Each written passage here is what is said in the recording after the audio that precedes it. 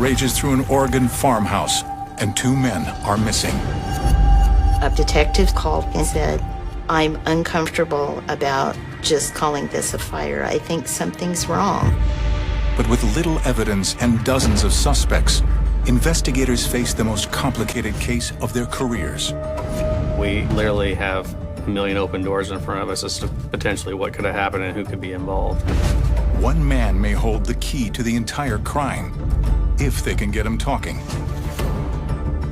No, all these lies are coming out now. Now I'm getting pissed. Sit down. Don't call me a liar. Can detectives convince him to confess to the awful truth? I just wish I had time with him. He'd wish for death.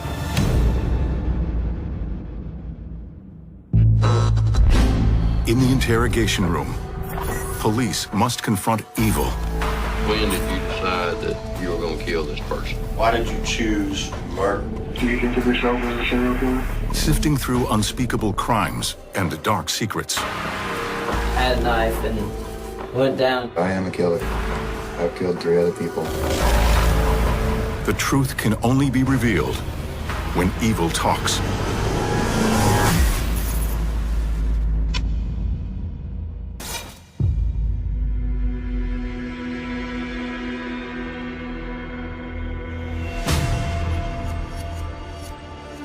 July 16th, 2014. Emergency dispatchers in Creswell, Oregon receive an urgent 911 call. 911, what's the address of the emergency? I don't know what the address is. I just know it's off of Butte Road in Creswell. And what? It's Kelly's Hog Farm. Okay. What are you seeing going on? The house is building good. Okay. It's building good. And it's Okay, Kelly's I'm Hog Farm? Yes, ma'am.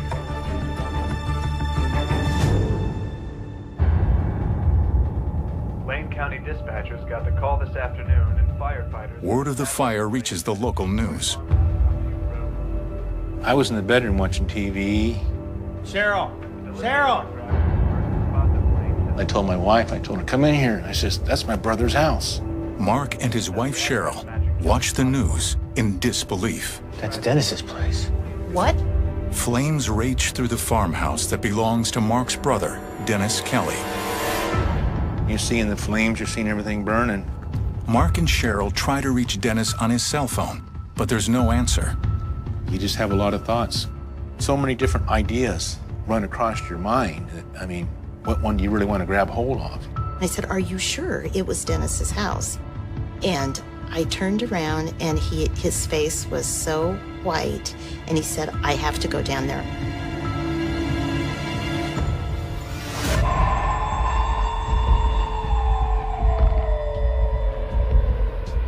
The actual 911 call regarding the fire came in about 2:40 p.m.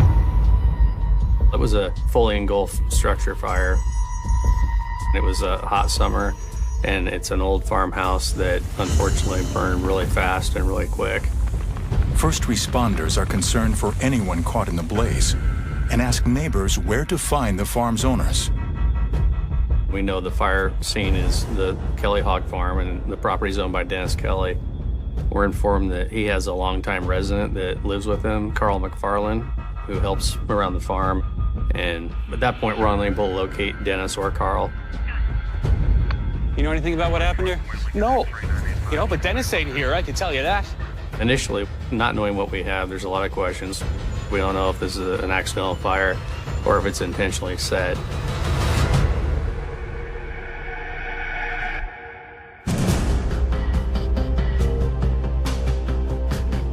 Investigators are trying to determine what happened when Mark Kelly arrives looking for his brother. When I went down there, I was actually expecting to see my brother. This is my brother's house. Where's he at? That's what we're trying to find out, sir. Dennis wasn't there. Carl wasn't there. As far as the house itself, there was nothing there. In the ruins of his brother's farm, Mark notices something else that's not there.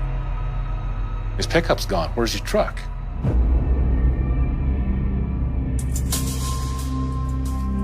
Maybe he went looking for help or something. I don't know. Dennis Kelly's missing truck offers Mark a glimmer of hope that Dennis and Carl are safe somewhere else. He's just got to be around. investigators combed through the ashes, seeking clues to what happened and where Dennis and Carl might be found. Detective Solano called Mark later that evening and he said, yeah, we found some stuff here. Investigators discovered 2 bodies in the ashes. The first human remains, they were initially misidentified by fire personnel as being possibly one of the hogs that was on the farm. They were burned so badly that they weren't easily identifiable. Police suspect the bodies are Dennis and Carl. It is the horrible news Mark and Cheryl Kelly have feared.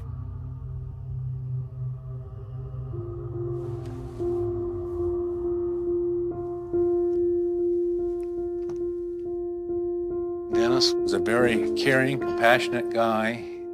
He was an honest guy. And so to speak, he'd give the shirt off his back if that would help you out. Farming was his niche. He absolutely loved it. He existed for that farm. And yeah, he was unique. I felt privileged to be his brother.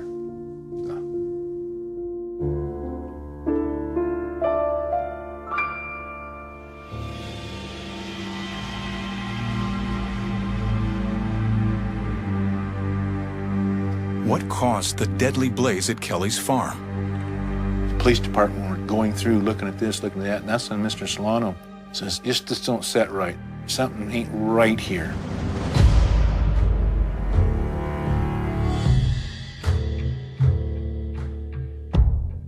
When the medical examiner confirms that the bodies in the ashes are the 2 missing men, evidence at the scene takes on added significance. This was a 2-story farmhouse, and the roof of the top of the building was at ground level. It completely leveled this house and burned it to nothing. You're trying to go back through that fire scene after the fact and determine what's important and what's not. And it was just a matter of figuring out not what happened, but why it happened, and what way did it happen.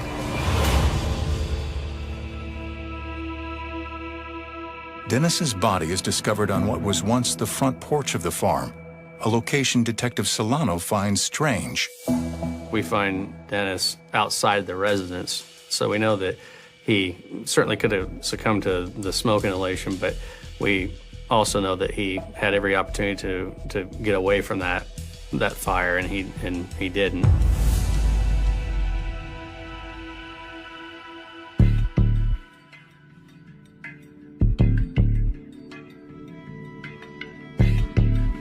From talking to family and other people, we knew there was a lot of guns, a lot of ammunition in the property, but we had several shell casings outside of the residence near the porch area that were out of place. There's certainly some possibility this is an accidental fire, but with the missing vehicle from the location and the proximity to the shell casings, our guts are telling us that this is foul play, this is probably homicide.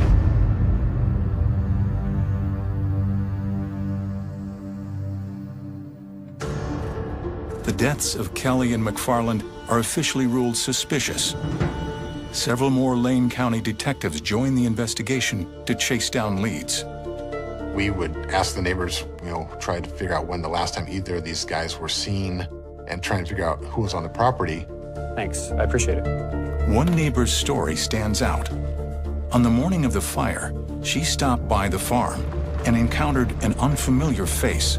She said that this rough guy came out of the house and he looked like he had just woke up without a shirt on.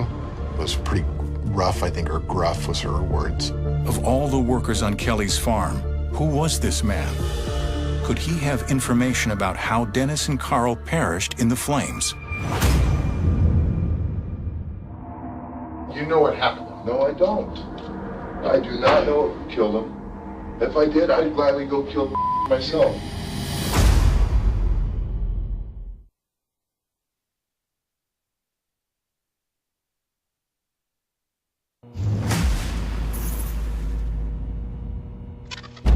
There's more that you're not telling us because you were there when this happened. You were there when that fire started. No, I wasn't. I didn't know about any fire. I did not do anything. I would not harm either of those guys. After fire rages through a farm outside Cresswell, Oregon, the bodies of Dennis Kelly and Carl McFarland are found in the ashes. Shell casings found on the porch nearby suggest foul play, but by whose hand? When the medical examiner completes the autopsies, the results stun detectives. The actual cause of Dennis Kelly's death is undetermined because the body's burned so badly. But the medical examiner determines that Carl died from strangulation.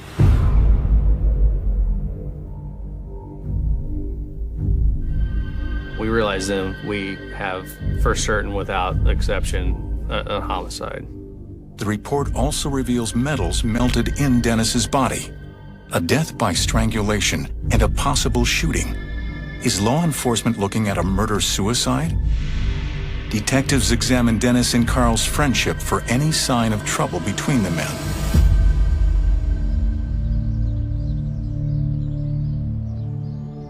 Carl McFarland was one of dozens of workers who came to Dennis's farm from a local mission, a shelter for people down on their luck. Dennis would go down there and he'd approach them, say, do you need a job? Can I help you out? What can I do to help you? Hey! You looking for work? And if I can, maybe you can help me come out and I'll give you a place to stay, maybe a little bit of money, and you'll help work my farm. It's hard work. Farming. Well, some would work and some wouldn't. Some of them did good. Carl had lost his job, had no family, and he was wanting to work.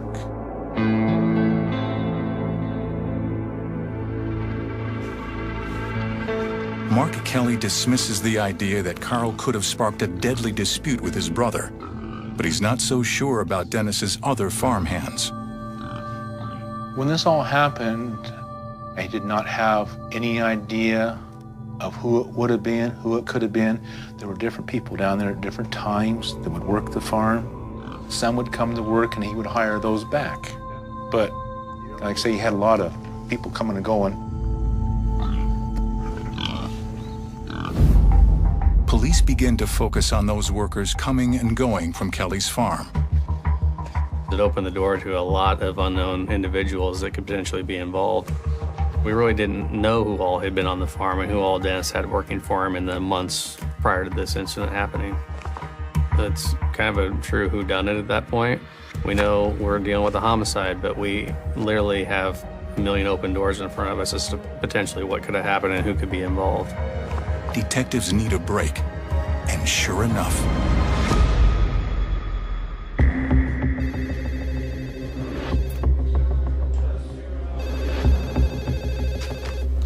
Solano. What's that? 2 days after the fire, on the 18th of July, we get a call from a local business, a mill in West Eugene area, advising us that there's an abandoned truck in front of their business. Do you have the plates? All right, yeah, we'll be down at 10. We got the truck.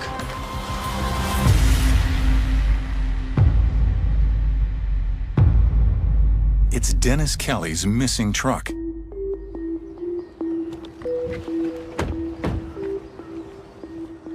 Started looking in that truck for evidence, fingerprints, DNA, blood, anything else we could think of. What have we got here? It becomes another crime scene for all intents and purposes, and we process it to the same extent we would the house fire. While I was helping process the truck, my dispatch called and said that there was a lady that wanted to speak with me. It's Detective Simons.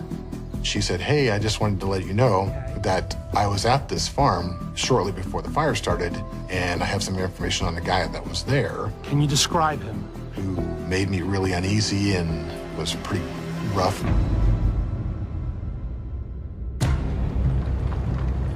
So this neighbor tells us that on the day of the fire, about 40 minutes prior to it being reported to 911, she had arrived at Dennis's house for a pre-scheduled meeting, and she said she was encountered by a man she'd never seen before. Have you seen Dennis? He's not here. I had an appointment with him at 2. I don't know what to tell you, lady. He came out of the house looking very nervous and agitated. He had no shirt on, and he had some tattoos that she described very well. Unnerved by her encounter, the woman left and called one of Dennis's neighbors, asking if they knew who the man was. Based on the description of the person, the tattoos, this other resident said, "Oh, that sounds like Eugene Whitehall," somebody who had previously worked on Dennis's farm. From the little bit that she knew, it sounded like Mr. Kelly was kind of a bit of a hard guy to work for. And with Gene Whitehall, I don't think he was the greatest worker. And I think Mr. Kelly told him basically just pack up and take a hike. Police wonder if Whitehall could have information about the fire, or even a motive for murder. We obviously want to talk to Eugene Whitehall sooner than later. He's certainly a person of interest at that point. Police use a cell phone number to locate Whitehall. Detectives pick him up and bring him in for questioning. But the interview quickly takes an explosive turn. Let's go. I'm done. I'm not. Sit down, because... No, you know, all these lies are coming out now. Now I'm getting pissed.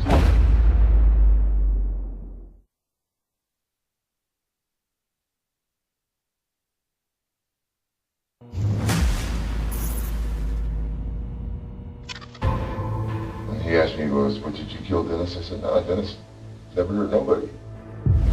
The bodies of Dennis Kelly and Carl McFarland are recovered from the fire that destroyed Kelly's farm. Was it murder? Police tracked down a man spotted on the farm the day of the fire. His name's Eugene Whitehall. He goes by Gene. Basically, we knew he was a transitory type person. He was a hand on the farm. He worked for room and board, and this neighbor had seen him on the property. Within 45 minutes of the fire starting, we researched him and learned that he has some criminal history, nothing super significant as it relates to violent person crimes. Is Eugene Whitehall a potential witness or a potential killer? All right, Gene. Detectives Solano and Simons bring him into the interrogation room. Solano takes the lead while Simons observes. I appreciate you coming down and talking to me. Like I said, we're trying to talk to everyone. You're not under arrest at this point. You're free to leave if you choose to do so. Really, at this point in the interview, we're just trying to get a story from him. And so I want to lock him into something, whether it's the truth or a lie. So I'm just trying to get your statement and find out what you can tell me. Whitehall openly places himself at Kelly's farm on the day of the fire. I went out there briefly to talk to him about picking up my clothes, maybe even dropping them off somewhere. He was busy cutting the field, so I just walked him, went back and caught the bus. But you didn't grab any of your stuff and you didn't go in the house and get anything you went there to get? I didn't have any bags. Set up a time for Dennis. He planned on bringing them in Friday. Whitehall claims he didn't stay long, but he does corroborate the witness's statement who put him at the scene. No, there was a lady that stopped by for Dennis right as I was leaving, but Tell me about that. Wolverine truck or something. Whitehall is now the last person police can place at the farm. But he denies what Dennis's neighbors told police, that he and Dennis had had a falling out. We know that you guys were having a little bit of a rocky relationship. That's fine. That news to me. Well, that's what everyone's saying, and he was upset with you. Whitehall initially told us that there had been no problems between him and Dennis when he left the farm. It was our belief that he wasn't welcome on that property, and he hadn't been there for some time. Detectives push Whitehall to react to what the neighbors are saying. Dennis. And all the neighbors have been saying how you guys were fighting. We never fought. These people who are all around Dennis have been saying how Dennis was kicking Let's out go. the property. I'm done. I'm not. You're not kicking me. You didn't kick me off the property. Then tell me how you did. Sit down. Because no, all these lies are coming out now. Now I'm getting pissed. When he became agitated, the tension in the room for me became much, much higher. Eugene Whitehall is not under arrest. He could walk out of the room at any moment. Detectives have no evidence with which to hold him. I don't think you did it. I don't think you went down there for anything bad, but bad things happen, and we need to find out why. We just need your story so we can understand it. Just de-escalating situations is what we do as a street cop for your whole career. It's calming people down and trying to get information from them. There's an explanation there. We just need it from you because you're the man that has it, and you're the man that needs to give it to us. I did not do it. I did not harm Dennis in any way. Tell us what happened. Eventually, detectives get Whitehall to calm down, and he explains his relationship with Dennis. I really don't know much about Dennis. I know he had a lot of enemies.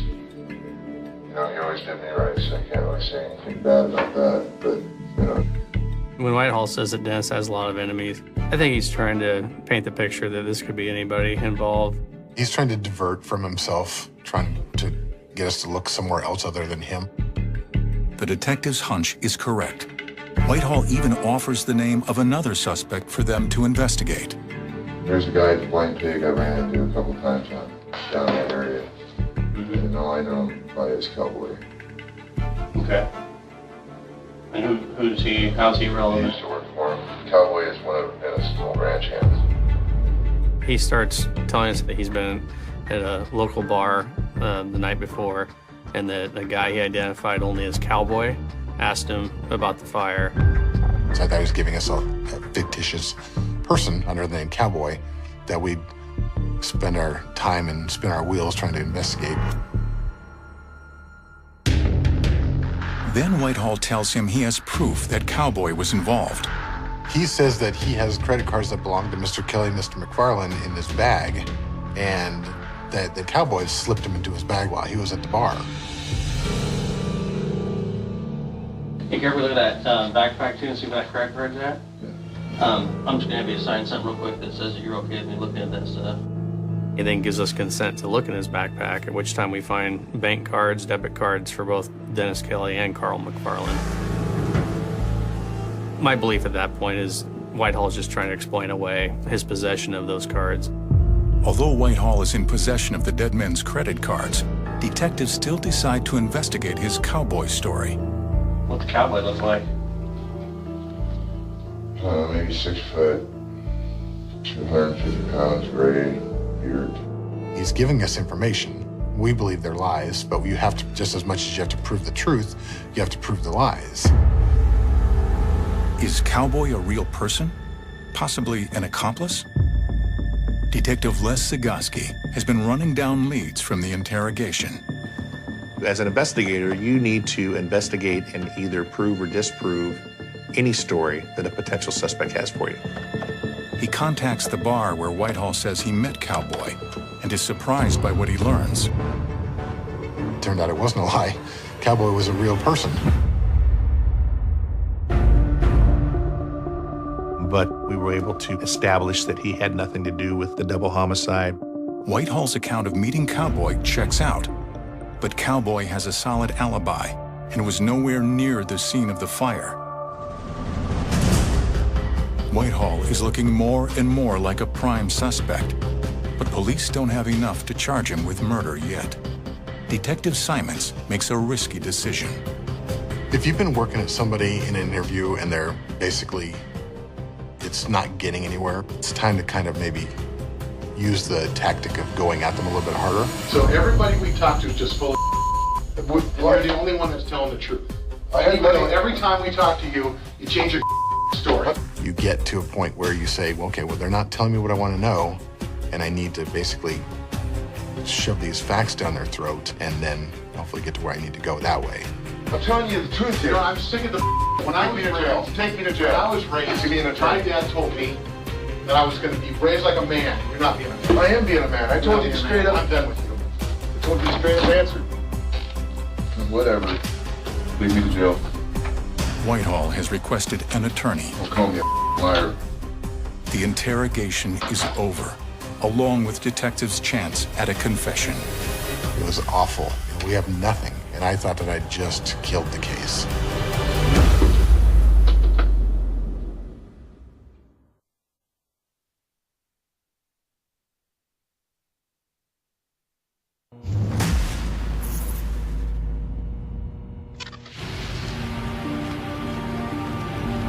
Two days after police find the badly burned bodies of Carl McFarland and Dennis Kelly, they find Kelly's missing pickup truck.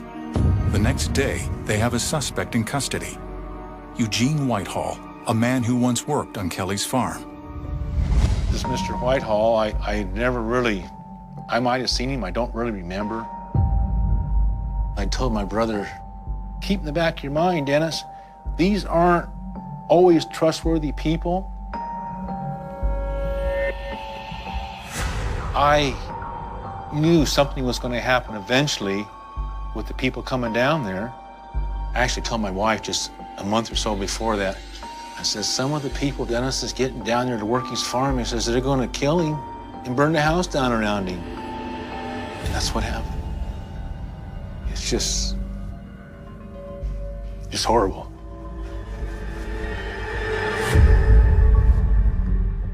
Police suspect Whitehall knows about or was involved in the deaths of both men. You told me it was... No, I asked you if anyone ever... Calm down for a second. no, just do what you gotta do. But Whitehall resents the suspicion, and 3 hours into questioning, invokes his right to a lawyer, ending the interrogation. I'm telling you the truth here. No, I'm sick of the when I was raised. Take me to jail. I was raised to be an attorney. My dad told me that I was going to be raised like a man. You're not being a man. I am being a man. I told you straight up. I'm done with you. It was my technique and my pushing and my aggressiveness that caused him to lawyer up. I told you straight up answer. Whatever. Take me to jail. Don't call me a liar.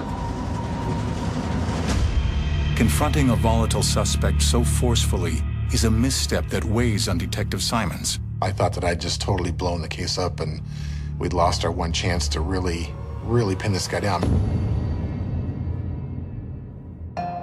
Detectives can hold Whitehall in possession of Dennis and Carl's stolen credit cards, but only for 48 hours. Without a confession, there's not enough to charge Whitehall with murder. I let these people all down. I blew something that's going to be life-determining for this group of people, and I didn't do it right. That was my job. The next day, Detective Simons gets a call from the jail. Whitehall wants to meet, and he tells detectives that he does not need an attorney present. You have no idea the happiness that comes to me when I hear he wants to talk again. Maybe there's a chance that this isn't over and we're actually going to get what we need. I've never had that happen before. But we had no idea what we were going to hear when we walked back in there that second day. I'm going to read your rights again. You got the right to remain silent. Anything you say can and will be used against you in court of law. What Whitehall offers detectives is a new version of events that catches them by surprise. So... There was 2 other guys out there with me. John and Kenny.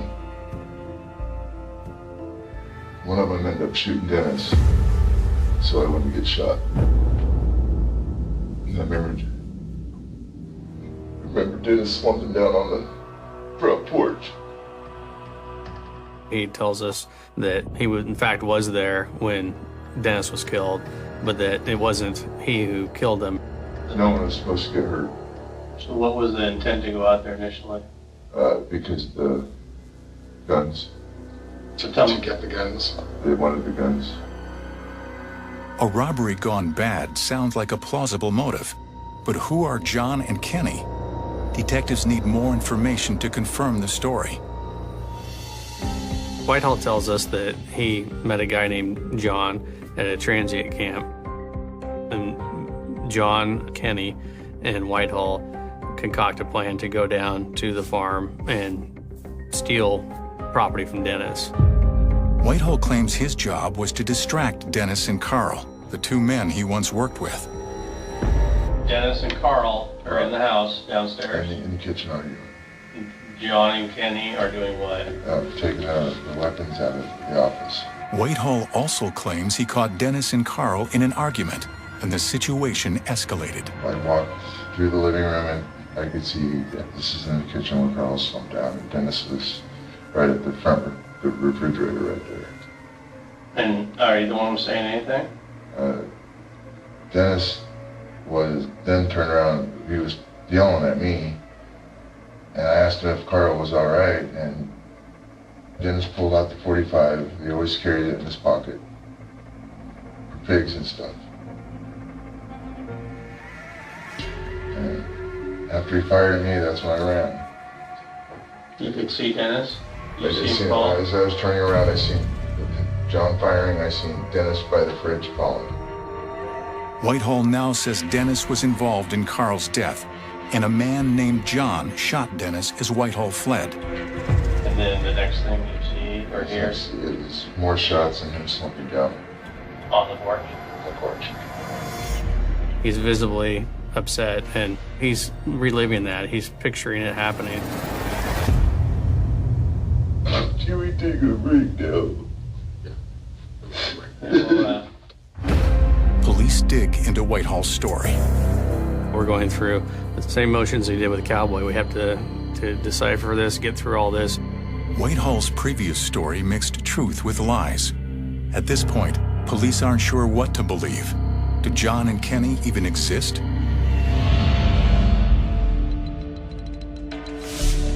He gave us enough details in his story to lead us to a property that's in the outskirts of a town.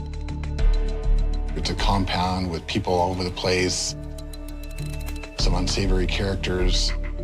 Whitehall had given us a description of the person he identified as John by his physical characteristics and the vehicle he drives. Lo and behold, we found John. John remembers Whitehall, but knows nothing about the robbery, and his alibi checks out, which means Whitehall is lying again. Detective Solano and Sagowski go back to the interrogation room. When we show him the photo of John, he stares at it for a while, and you can see the wheels turning in his head. No. That's not him. You could see him staring at that picture, and you know he was just thinking, how did they find this guy that I met at a transient camp and was just, I mean, you can just see it, like, how did they do this? everything you said about John is this guy. So there's two Johns that have all the same descriptor, blue Ford trucks, live up on The other John's a lot younger too. He's in his early 30s. Okay, I thought you said Kenny was in his late 20s, early 30s, Yeah, but they this both guy was were. They both were. You never asked me how old. Now we've identified who this guy is. You said he was the one that did it. We've talked to him. We know that he wasn't. So what do you got now? How about the truth, you know? Again, Whitehall is getting upset. I'm telling you the truth. Are you willing to take a polygraph? No, I'm not. I'm not willing to do anything anymore. Knowing what happened with him being agitated and how he reacted the first time, it's really, really unlikely that if he invokes again, he's going to talk to us anymore. The clock is ticking. In a matter of hours, Whitehall will be arraigned on charges of possessing stolen property, and he'll be assigned a lawyer. This may be detectives' last chance to get a confession, but once more, have they pushed their suspect too far?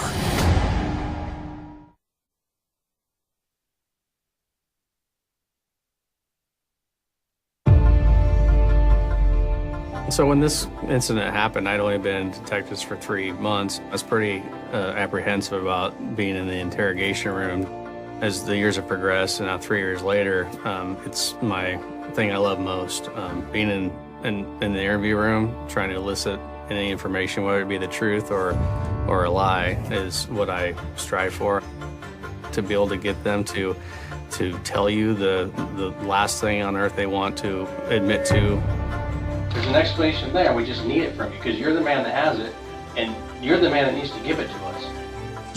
Okay, so it's your office, right? Mm-hmm. Who's that? That's Dennis and that's Carl. It's just kind of out of respect for who we're doing this for.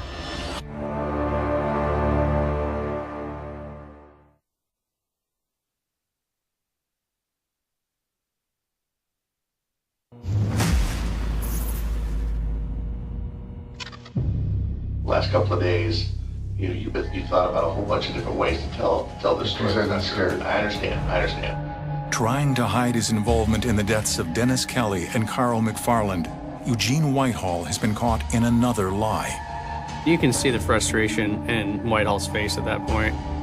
It makes it much harder for him then to spool up another lie. Backed into a corner, will Whitehall come clean or go quietly?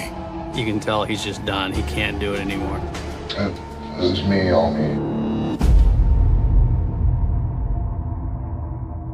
That was the end. That was a good point for us, all of us. But having admitted his guilt, Whitehall once again wants to stop talking. Yeah. Okay, guys, I'm scared. I did the whole thing. We'll just leave it at that. Hold on a second. No, I'm done. Gene, I know. I'm scared. Okay. With no physical evidence to link Whitehall to the deaths of Kelly and McFarland, detectives need a full, detailed confession to the murders. This is it. We gotta get it out right this time. Yeah. So tell me why you went out there. Defeated, Whitehall begins to describe exactly what transpired on the day he went to Dennis Kelly's farm.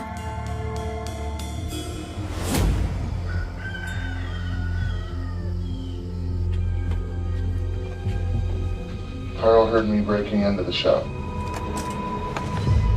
Okay. He met me with a sledge. I defended myself. What the hell are you doing? Whitehall, I think he's surprised by Carl. I think Carl realizes that Whitehall's there to steal from them, and they get into a scuffle. I put him in a sleeper hold.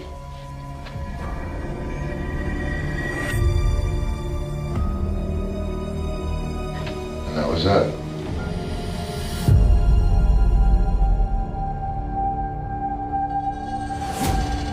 Moments later, Whitehall finds himself in another threatening situation. What the hell's going on? Carl? What the hell's going on? Dennis arrives at the scene. He comes back to the property after being out in the fields. What the hell did you do? He notices that the shop's been broken into. He pulls the pistol, he fires at me. That's my fire back. Dennis realizes what happens, and then that's when Whitehall shoots Dennis with the firearm.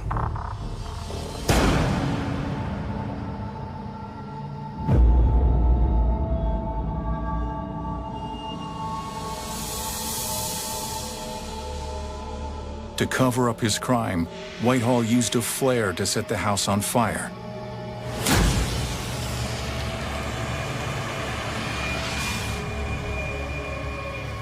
After 3 days of lies and angry outbursts, detectives finally have the confession they need. I'm so jaded. You know Dennis's brothers? No. You ever met them? No. Years later, Mark Kelly listens to Whitehall's confession for the first time. If you could talk to them, what would you say? But this whole situation should have never happened. Did you pretty much get along with Carl most of the time? All the time. Was he good people? Yeah. How about Dennis?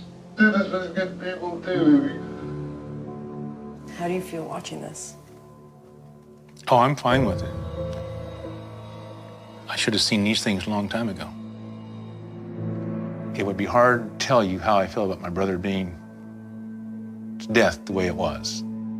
Taken for no just reason. Words won't even describe it. At the point where Whitehall is telling us his actual involvement, killing Dennis and Carl, there's a different air about him. It feels like it's the truth. The only time I feel like I really saw any remorse from Whitehall was at the end, after he confessed to this, and I believe that his emotion was real at that point. The truth of what he's done overwhelms Whitehall.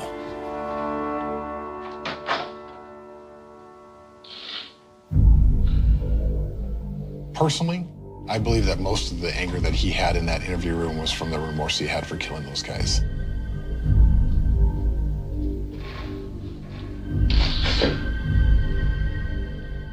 The death of Carl really, really haunted Whitehall because of how he killed him, I think. So you wrote this here? Gene, do you want to sign it?